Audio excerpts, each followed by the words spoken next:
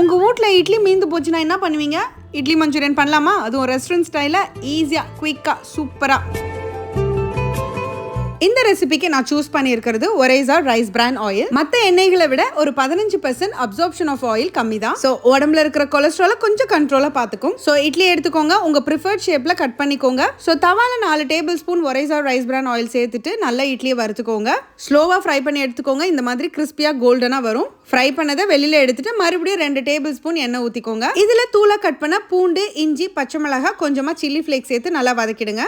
அதோட spring ஆனியன்ஸோட onions மட்டும் சேர்த்துக்கோங்க. இது இல்லாமல் தூளாக கட் பண்ண ஒரு வெங்காயத்தையும் நான் சேர்த்து நல்லா வதக்கிக்கிறேன். இப்போ வெங்காயம் வதங்கினதும் ஒரு தக்காளியை அரைச்சி இந்த மாதிரி சேர்த்துக்கோங்க. அடுத்து 1 டீஸ்பூன் வெறுமிளகாய் தூள், 1/2 டீஸ்பூன் உப்பு, 1/2 டீஸ்பூன் சீரகத்தூள், 1 table spoon chilli tomato sauce, green chilli sauce சேர்த்து நல்லா வதக்கிடுங்க. கடைசியாக தான் நீங்கள் குடமிளகாய் சேர்த்துக்கணும், அப்போதான் கிரன்ச்சியாக இருக்கும். எல்லாத்தையும் ஒரு வதக்கிட்டு நம்ம ஃப்ரை பண்ணி வச்சிருக்கிற இட்லியை சேர்த்து கை நிறைய கொத்தமல்லி சேர்த்துட்டு ஒரு 2-3 தடவை டாஸ் பண்ணி இம்மீடியட்டாக சர்வ் பண்ணுங்க. சூப்பர் கிறிஸ்பியாக நல்லா இருக்கும்.